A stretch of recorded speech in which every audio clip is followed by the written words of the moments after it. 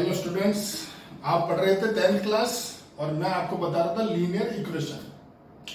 2 exercise आपकी complete हो चुकी है। आज नेक्स्ट करेंगे 3.5 और नया मेथड आएगा, वो है क्रॉस मल्टीप्लिकेशन मेथड, जो आपको पहले भी सिखा चुके, मतलब उसके बारे में बता चुके थे। मेथड तो आज सिखाएंगे। आपको बता चुके लीनियर इक्वेशन सॉल्व करने के टोटल 4 तरीके होते हैं। पहला सब्स्टिट्यूशन मेथड, दूसरा एलिमिनेशन मेथड, तीसरा क्रॉस मल्टीप्लिकेशन मेथड और चौथा ग्राफिकल मेथड। ये अपन बात कर चुके थे। 2 कंप्लीट हो चुके हैं, आज तीसरा पढ़ेंगे। ग्राफिकल बाद में करेंगे जब अपनी क्लासेस ऑफलाइन होगी तब बात करेंगे, क्योंकि ग्राफ वगैरह में सिखाना पड़ेगा और वो फर्स्ट और सेकंड एक्सरसाइज है, कोई बात भी नहीं कर रहा। ठीक है, तो आते हैं 3.5। देखिए जी, सबसे पहले आपको ये बताना चाहते हैं कि ये 2 इक्वेशंस होती है, a1x plus b1y equal to c1 और a2x प्लस b2y और इक्वल टू c2। अब मैं आपको एक जनरल मेथड बता रहा हूं। जैसा कि आप जानते हो कि 2 इक्वेशन अगर सॉल्व करते हैं तो 3 केस होते हैं। पहला यूनिक सॉल्यूशन, दूसरा नो सॉल्यूशन, तीसरा मैन इनफाइनाइट सॉल्यूशन। तो अपन ने जब पढ़ा था सब्स्टिट्यूशन और एलिमिनेशन, तो आपको वहां बताया गया था कि यार देखो, इस केस में यूनिक होता है या नो सॉल्यूशन होता है या मैन इनफाइनाइट होता है, बताया था दोनों में। अब मैं आपको एक जनरल मेथड बता रहा हूं जो आप हर किसी क्वेश्चन में चेक कर सकते हो। कोई मेथड की जरूरत नहीं है, खाली इक्वेशन दे रखी हो उसके थ्रू आप पता कर सकते हो कि भाई तीनों में से क्या है। तो देखो वो क्या रूल होता है। वो रूल ये होता है कि ये 2 इक्वेशन दे रखी है आपको जनरल फॉर्म में, तो आप 3 रेशो निकालो, यानी a1 अपॉन a2 और b1 अपॉन b2 और एक c1 अपॉन c2। तो अगर मान लो शुरू के 2 रेशो नॉट इक्वल हैं, यानी दिस अपॉन दिस और this upon this not equal हैं, तो तीसरा मत निकालो। इसको बोलते हैं यूनिक सॉल्यूशन। इसको बोला जाता है यूनिक सॉल्यूशन।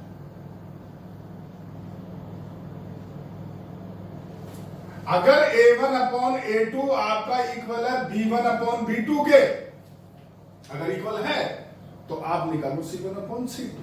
अब निकालो तो c1 अपॉन c2 निकाला, और अगर ये इसके नॉट इक्वल आ गया तो इसको बोलते हैं नो सॉल्यूशन। और अगर मान लो a1 अपॉन a2 इक्वल है b1 अपॉन b2 के, तो आपने निकाला c1 अपॉन c2 और वो भी इक्वल आ गया, तो इसको बोलते हैं मैनी इनफाइनाइट सॉल्यूशन।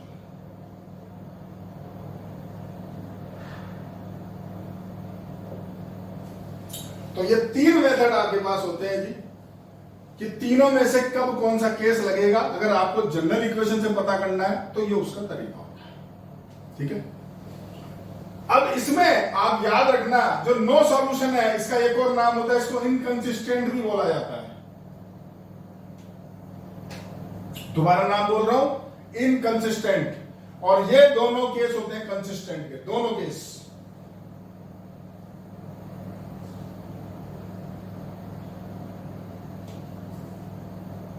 ठीक है जी, ध्यान रखना इसका। ठीक है, अभी क्या यूज होगा बात करेंगे आपसे, टेंशन मतलब बताएंगे आपको। अभी आ रहा है, अब आ रहा है क्रॉस मल्टीप्लिकेशन मेथड। तो क्रॉस मल्टीप्लिकेशन मेथड में सवाल करते कैसे, बात हो रही। तो देखो क्वेश्चन है 2x plus 3y equal to 7 और 4x minus y equal to 3। ये 2 आपके इक्वेशन दे दी और आपको बोला कि आप इसको क्रॉस मल्टीप्लिकेशन मेथड से सॉल्व करो। तो कैसे करते हैं वो देखो। यहां लिखो x, यहां लिखो y, यहां लिखो -1। देखो मैं आपको पहले बोल रहा हूं, मैं बुक से अलग कर रहा हूं, पहले क्लियर कर देता हूं। बुक वाला यहाँ माइनस लिखता है, वहां प्लस करता है, मेरा रूल नहीं है। मैं आपको मेरा रूल बता रहा हूं। मैं स्टैंडर्ड फॉर्म इसको मान के चलता हूं। वो स्टैंडर्ड फॉर्म इस 7 को और 3 को इधर लाके लिखता है। मैं पहले क्लियर कर दूंगा आपको, दिमाग में कंफ्यूज मत रखना। स्टैंडर्ड फॉर्म ये रही, या x लिखो या y लिखो या -1 लिखो, और अब यहां लगाओ एरो ऐसे। यहां पर लिखना जो y का कोफिशिएंट है वो उतारना, y का कोफिशिएंट। तो यहां y का कोफिशिएंट है 3 और अगले में -1। क्लियर, मतलब शुरुआत करते हैं y के कोफिशिएंट, x से नहीं करते हैं, y से। यहां लिखोगे, आगे बढ़ो, इससे आगे बढ़ो तो कौन आया 7 और 3, ठीक है। आगे बढ़ो, आगे तो कुछ है ही नहीं, तो मतलब स्टार्टिंग में आ जाओ। स्टार्टिंग में आओगे तो x का कोएफिशिएंट देखो क्या है, तो वो है 2 और 4। फिर आगे बढ़ो तो वो है 3 और -1। ऐसे लिखते हैं इसको। इनके आगे x y मत लिख देना, पहले बोल रहा हूं, ठीक है। x y नहीं आते हैं, दोबारा समझाता हूं कैसे लिखें। x y -1 लिखना, ऐसे एरो साइन लगाना, ठीक है। इसकी शुरुआत होगी y के कोएफिशिएंट से, आगे बढ़ना, कांस्टेंट 7 3 आ गया। अब बिल्कुल स्टार्टिंग पे आना तो 2 4 आ गया, फिर आगे बढ़ना 3 -1 आ गया। यानी दिमाग में याद रखो कि जहां से शुरू होता है वहीं पर एंड होता है, ठीक है। अब करते हैं क्रॉस मल्टीप्लिकेशन।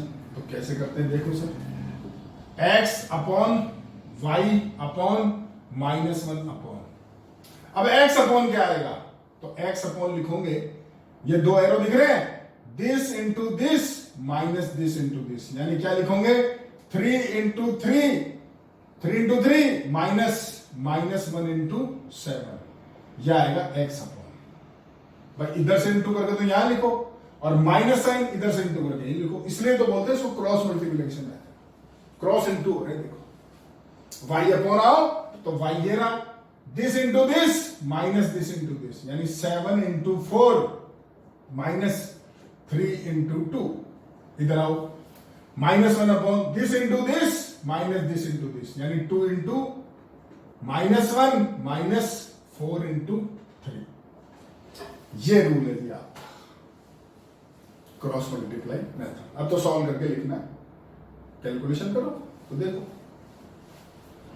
x अपॉन ये हो गया 9 + 7, y upon 28 - 6, -1 upon -2 -12, x upon 16, y upon 22, -1 upon -14, minus से माइनस काट दो, यहां तक समझ गए क्या। अब सॉल्व कैसे करना है आगे, एक बार फर्स्ट और लास्ट को लेना है, एक बार सेकंड और लास्ट को लेना है। देखो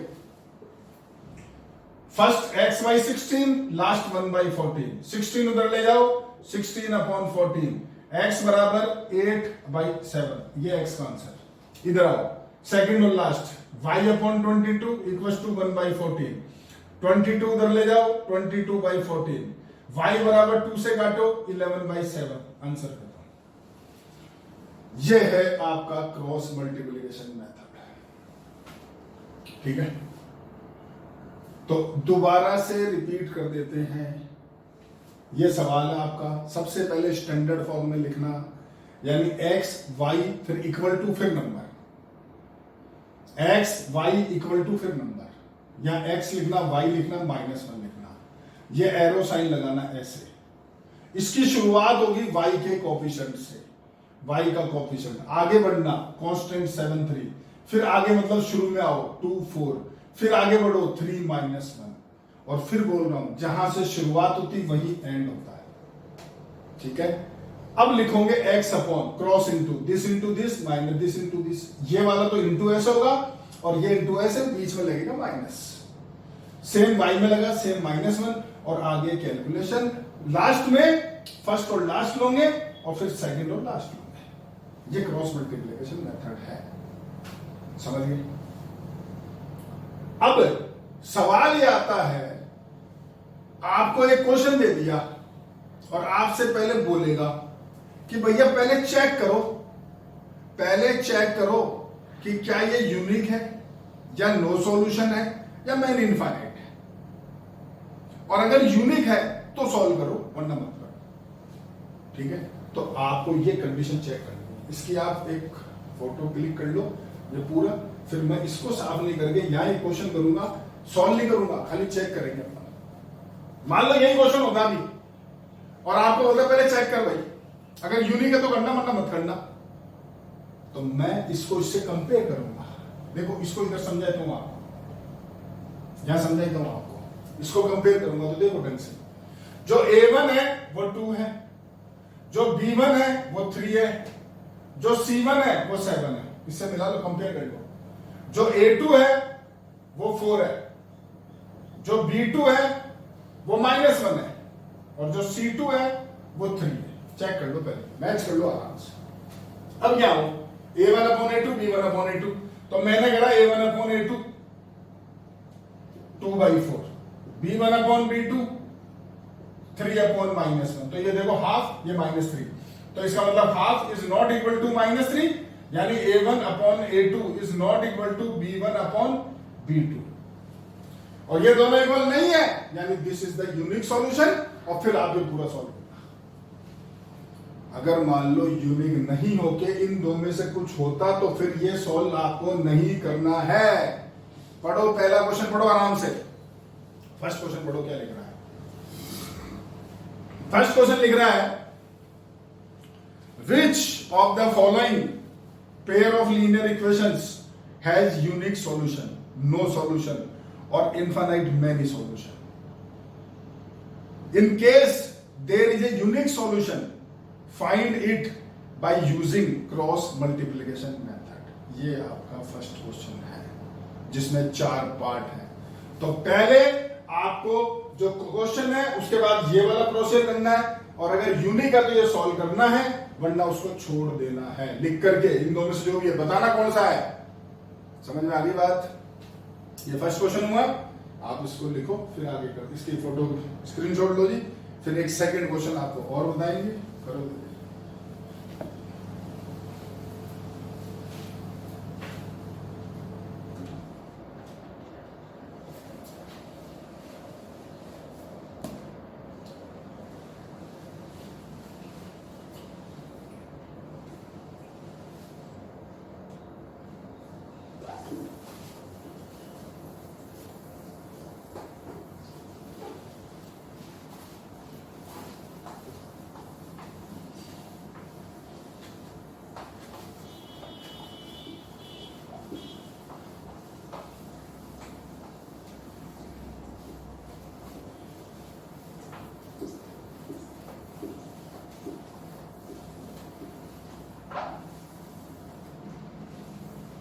हाँ जी, अब देखो क्वेश्चन अगला क्या आता है। अगला जो क्वेश्चन आपके पास आता है वो इस तरीके से है। मैं आपको क्वेश्चन सेकंड का फर्स्ट पार्ट बता रहा हूं। आपको इक्वेशन दे रखी है 2x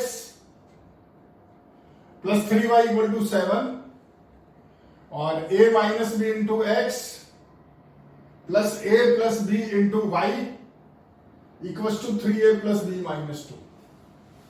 ये दो इक्वेशन आपको दे रखी है और आपसे बोला है कि a और b की वैल्यू फाइंड आउट करो, और आपको गिवन है कि ये दोनों जो इक्वेशंस है इनका मैनी इनफाइनाइट सॉल्यूशन आंसर है। पढ़ो क्वेश्चन, पढ़ो आराम से। For which value of a and b does the following pair of linear equations have an infinite number of solutions. समझिए मेरी बात, यानी इनका इनफाइनाइट नंबर ऑफ सॉल्यूशन है। आप a और b बताओ, तो आपको बोल दिया कि इनफाइनाइट नंबर ऑफ सॉल्यूशन है, यानी ये केस रख दिया। सोचो, अब आपको एबीसी बताना है, ठीक है। तो कैसे करेंगे वो देखो आप जरा। आप यहां पर सबसे पहले कैलकुलेट करो। a1 तो वो 2 है, b1 तो वो 3 है, c1 तो वो 7 है, a2 तो वो आपका a - b है, b2 तो वो आपका a + b है, और c2 तो वो आपका 3a + b - 2 है। फिर बोल रहा हूं यहां x y मत लिख देना, ध्यान रखना इस बात का। अब आप लिखोगे the given equations has infinite solutions, therefore a1/a2 = b1/b2 = c1/c2। भाई इनफाइनाइट सॉल्यूशन का यही केस है, वैल्यू डालो यार। तो 2/a - b, 3/a + b और 7/3a + b - 2 वैल्यू पुट कर दी। अब एक बार ये 2 ले लो और एक बार ये 2 ले लो, वो तो कोई से भी 2 ले लो जो आपकी इच्छा करे। मैंने पहले 2 लिए, क्रॉस इंटू करो तो ये इधर आया। पहले लिख देता हूं 2/a - b = 3/a + b, cross into करो, ये इधर आके हो गया 2a + 2b, ये उधर जाके हो गया 3a - 3b, 2a उधर ले जाओ तो a बच जाएगा 3b इधर लाओ तो 5b, यानी a बराबर 5b। ऐसे ही ये दो ले लो, आपकी इच्छा करे तो ये दो ले लेना, कोई भी दो ले लो, उसको क्रॉस इनटू करो, एक इक्वेशन और आएगी, फिर इसको और उसको करना सॉल्व और a और b निकाल देना। आगे समझ? तो ये क्वेश्चन एग्जाम में आता है जी, आपका ध्यान रखना। अब जो अगला क्वेश्चन है, जैसे मैंने यहाँ क्या लिखा भाई, मैंने क्या लिखा, सॉरी दे रखा था इनफाइनाइट सॉल्यूशन, हो सकता है इस जगह लिख दे नो सॉल्यूशन, उसकी इच्छा है। तो नो सॉल्यूशन होगा तो यहाँ नॉट इक्वल टू आ जाएगा, सोचो करना उस क्वेश्चन को, क्योंकि इसका सेकंड पार्ट वही है आपके पास, और थर्ड क्वेश्चन भी आप करना। तो आपका होमवर्क है एक्सरसाइज 3.5 क्वेश्चन 1, 2, 3, कोई एग्जाम्पल नहीं, मात्र 3 क्वेश्चन, क्वेश्चन 1, 2, 3, बस ये आपका होमवर्क है। एग्जाम्पल आपको नहीं करने हैं, मैं आपको दिखा देता हूं, आप इसका फर्स्ट का सेकंड पार्ट पढ़ लीजिए, सॉरी सेकंड का second part, for which value of K will the following pair of linear equation have no solution. No solution वाला केस आपको बताना है, तो इसी तरीके से आप करोगे। और क्वेश्चन नंबर 3 आपके पास है, solve the following pair of linear equation by the substitution and cross multiplication method, यानी एक तो सब्स्टिट्यूशन मेथड लगाना और एक क्रॉस मल्टीप्लिकेशन मेथड आपको लगाना है। अब इस क्वेश्चन को चेक वेक नहीं करना है, या तो करना है चेक तो तब करना है जब बोले अगला, वरना मैं क्यों चेक करूंगा। और जो फोर्थ क्वेश्चन है वो वर्ड प्रॉब्लम आ गया, उसके बारे में कल बात करेंगे आपसे। आज आपका काम है 1, 2, 3 क्वेश्चन, ठीक है जी, ओके, थैंक यू।